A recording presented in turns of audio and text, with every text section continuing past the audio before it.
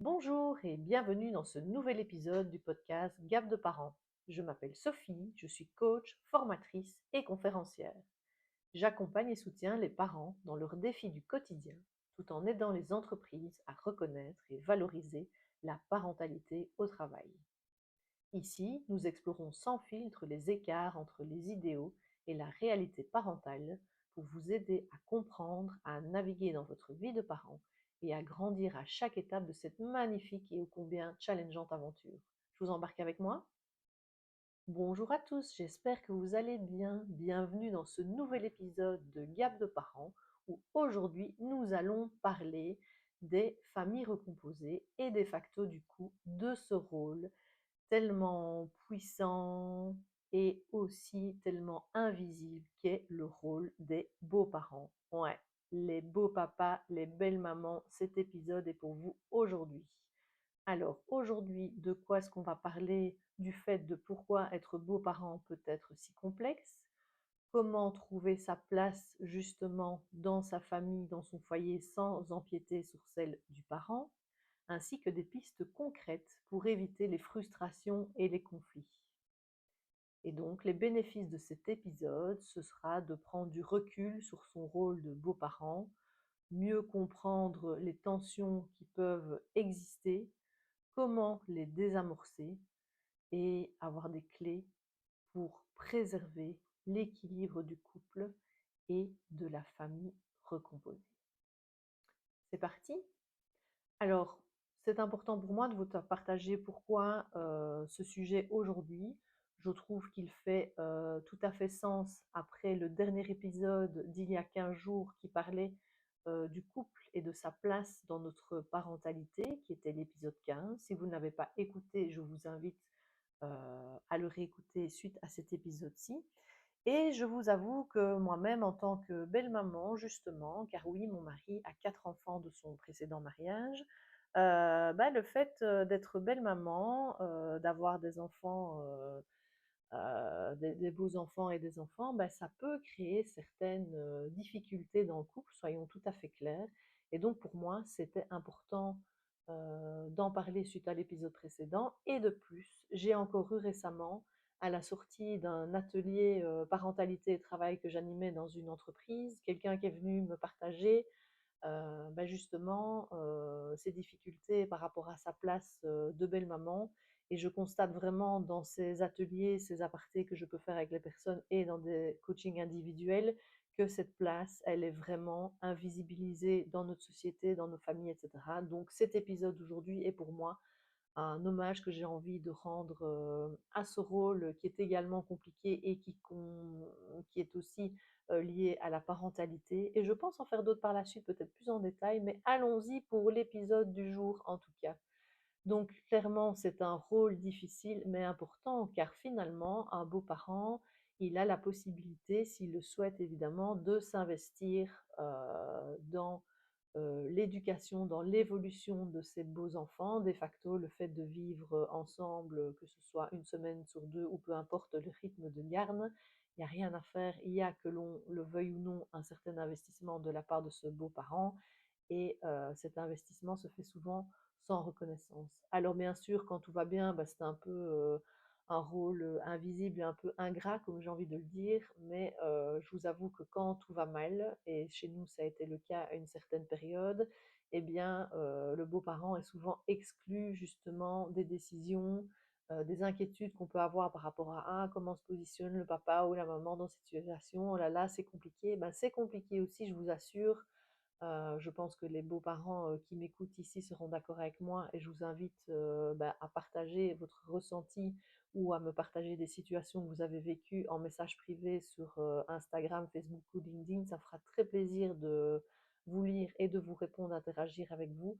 Parce que oui, effectivement, cette place, elle est un petit peu invisible, alors que pourtant, le beau-parent, il ressent souvent une charge mentale finalement comparable à celle du parent, vu qu'on est sous le même toit, on est dans le même quotidien, les mêmes charges, on va dire, par rapport aux enfants, les activités extrascolaires, le soutien parental, peu importe, mais sans la légitimité affective et potentiellement sociale. D'accord? Alors ça peut poser de temps en temps des soucis Par exemple, quand il y a des problématiques avec les enfants, ce qui arrive finalement, que ce soit les enfants ou les beaux-enfants, voilà, on apprend tous sur le tas et donc on peut être confronté à des difficultés avec nos enfants. Et une grande différence que j'aimerais bien ici vous partager et la partager via une métaphore que je trouve incroyable, qu'un ami m'avait partagée une fois, en me disant, tu sais, Sophie, finalement, un parent, il va noter les erreurs ou je vais pas dire les difficultés, c'est vraiment les erreurs qu'il peut avoir avec son enfant sur une ardoise. Et cette ardoise, en fait, une fois l'erreur passée, entre guillemets, elle s'efface à chaque fois et donc on repart à zéro. Tandis que un beau parent, même s'il aime beaucoup ses beaux enfants, dans la plupart des cas en tout cas, bah lui, il inscrit toutes ses conflits, ses erreurs, ses difficultés avec les beaux-enfants dans un carnet. Et ce carnet, en fait, il ne s'efface pas. Il reste gravé parce qu'il n'y a rien à faire. Il y a tout un autre attachement émotionnel du fait que même si on les aime fort, potentiellement, ce ne sont pas nos enfants. Et donc, toutes ces difficultés, elles restent. Et donc, ça peut poser conflit justement quand il y a une nouvelle difficulté qui apparaît, avec le parent qui dit: «Ah mais tu sais, ce sont des enfants». Oui, mais attends, c'est la 4e fois que ça apparaît et cetera. Mais le parent, il oublie ça parce que n'oubliez pas, il a une ardoise et pas un carnet et donc ça peut potentiellement ouvrir un conflit pour, gérer, la nouvelle problématique avec des enfants parce que les enfants ont des problématiques, régulièrement. Ça, c'est le lot de toute parentalité, ou dans des décisions importantes, bah, le parent, bah, lui, il a son ardoise qui est remis à neuf, et tandis que le beau-parent, bah, il a son carnet qui est rempli de quelques anecdotes. Ou alors, on peut aussi avoir des beaux-parents qui se sentent impuissants face à un enfant qui peut le rejeter, parce que ben, l'enfant aussi, il a son carnet et pas son ardoise, parce que évidemment, ça va dans les deux sens. Et il y a un truc que j'aimerais bien vous mentionner qui est très important, c'est que dans ces familles recomposées qui, pour rappel, constituent 20% du total des familles aujourd'hui, donc c'est quand même énorme. Et bien dans ces situations-là, finalement, les conjoints décident de se remettre ensemble parce qu'ils s'aiment, mais finalement, l'autre conjoint, le beau-parent et les enfants, euh, et éventuellement les autres enfants du beau-parent, bah, personne ne s'est choisi finalement. Ça se met comme ça et tout ça peut enclencher certaines difficultés à des moments.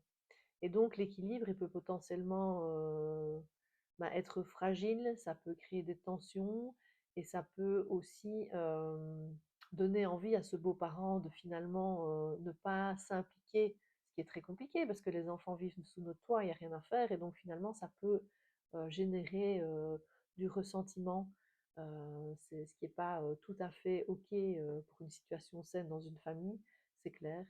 Et donc, moi, je pars du principe que c'est important d'accepter et de faire comprendre aussi à ces beaux enfants que pas du tout la phrase qu'ils nous répètent, comme ça peut arriver: «Ouais, ça va, de toute façon, t'es pas ma mère», des choses comme ça.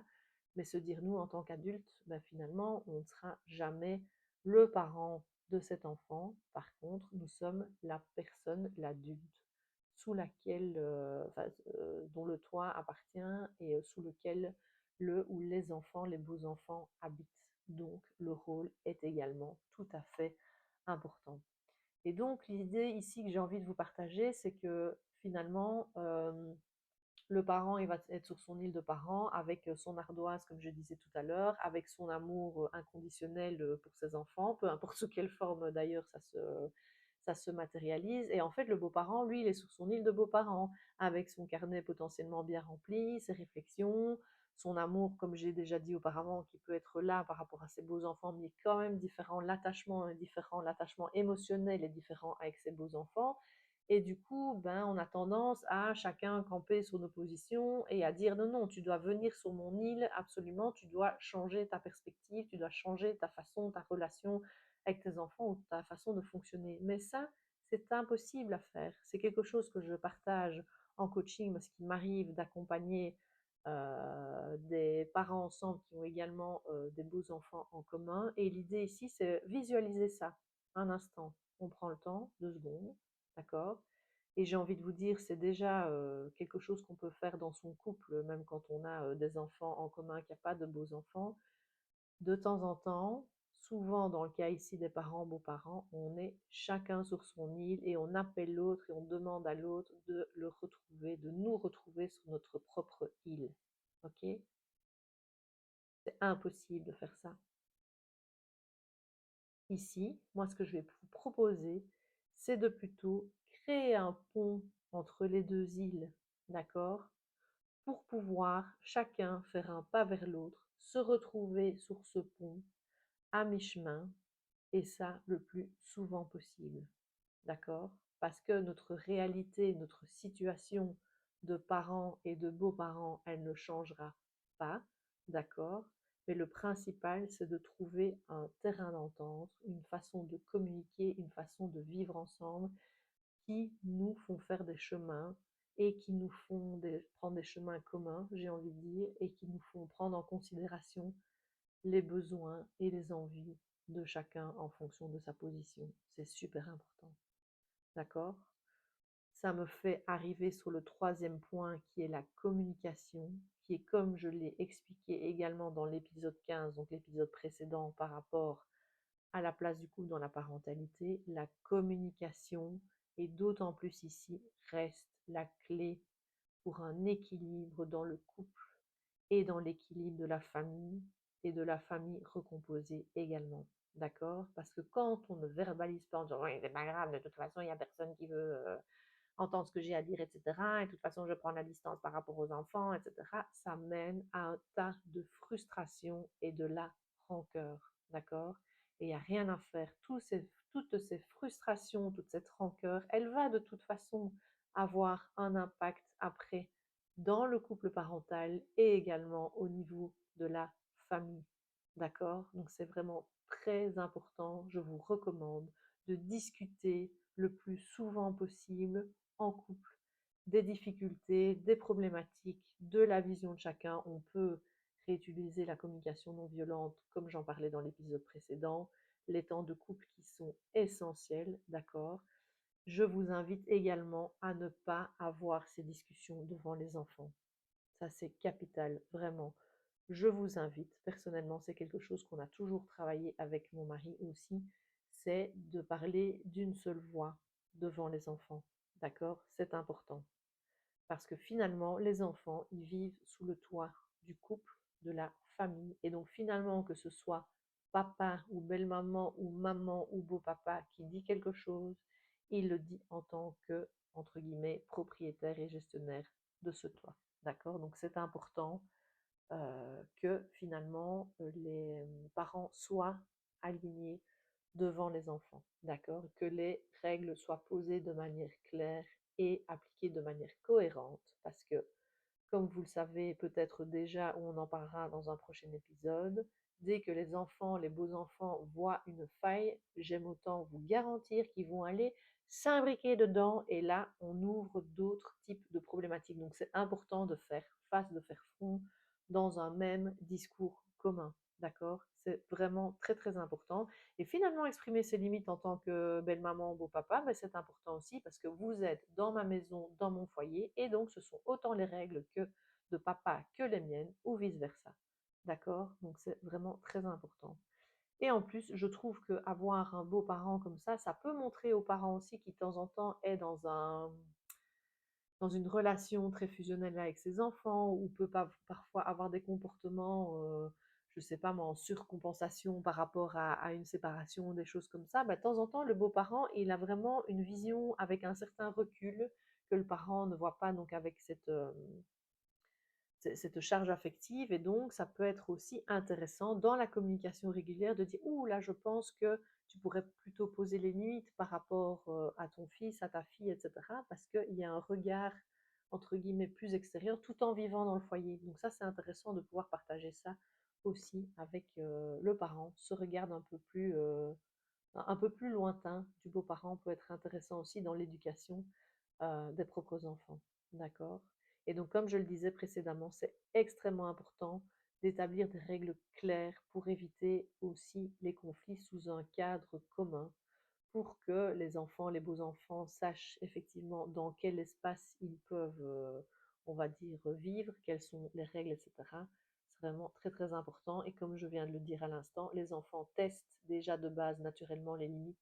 Donc l'idée, c'est de ne pas créer de brèches supplémentaires entre les parents et les beaux-parents. D'accord? Ça, c'est vraiment très très important. Voilà, on arrive déjà à la conclusion de ce premier épisode dédicacé aux beaux-parents. J'en ferai certainement d'autres.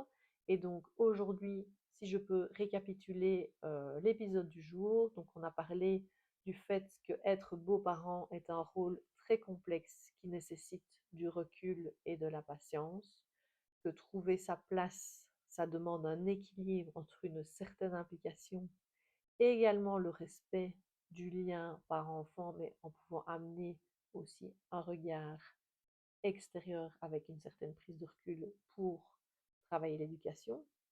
La communication, j'insiste bien sur ce point-là, est vraiment essentielle pour éviter les frustrations et les tensions dans le couple et également dans la famille.